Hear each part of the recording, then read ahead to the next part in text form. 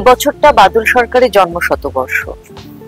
পাগলা ঘোড়া বাদল সরকারের একটা অসম্ভব জনপ্রিয় নাটক এবং আমার ভালো লাগছে অনেকগুলো কারণে। এরকম একটি চরিত্র করছি যে চরিত্রটি 1971-এ একাডেমি অফ ফাইন আর্টস, যেখানে একটা সময় চুটিয়ে অভিনয় করেছি, থিয়েটার করেছি, সেটার ইনগ্রেশন হয়েছিল বহুরূপীর হাত ধরে এই নাটকটার মধ্যে দিয়ে।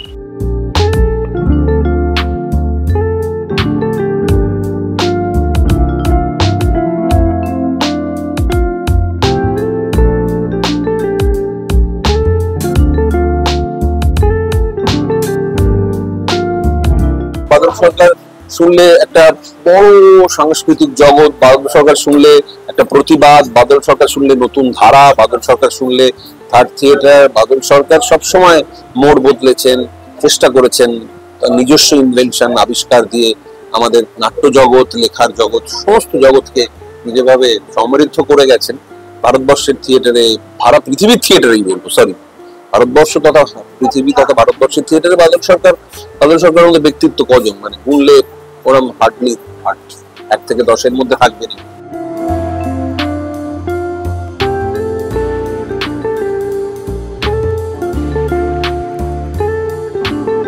বাদল বাবুর নাটকের অনেকগুলো পিরিয়ড আছে, তাই এটা ওই তার সেকেন্ড পিরিয়ডের।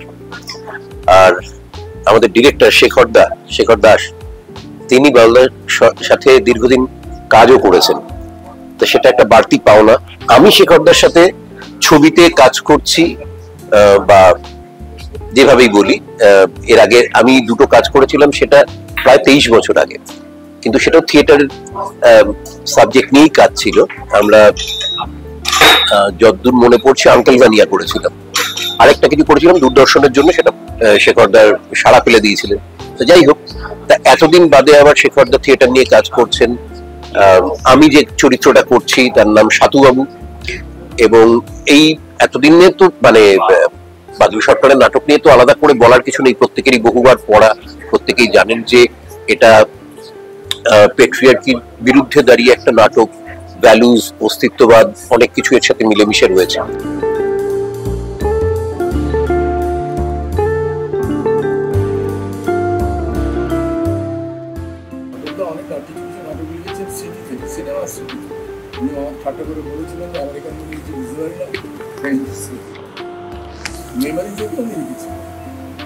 আমারও পাগলা ঘোড়া যখন দেখেছিলাম ছোটবেলা, মেমোরিতে রয়েছে। আর 17 বছর আমার মনে হলো ফিল্ম মেকার হিসেবে।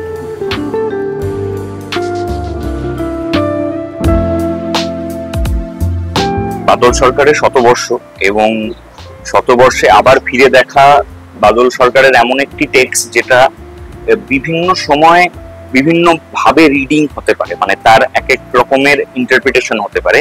এবং বিশেষ করে এইরকম একটি সময়ে দাঁড়িয়ে বাদল সরকারের পাগলা ঘোড়া নাটকটির মধ্যে যে অস্থিরতার কথা রয়েছে, বা যে ধরনের সমাজ থেকে, বিভিন্ন রকমের ব্যাকগ্রাউন্ড থেকে নারীদের উঠে আসার গল্প আছে, মানে 4 জন পুরুষ এবং 4 জন নারীর গল্প রয়েছে, সেটা কোথাও একটা মানে ইউনিভার্সাল হয়ে যায় আমার মনে হয়।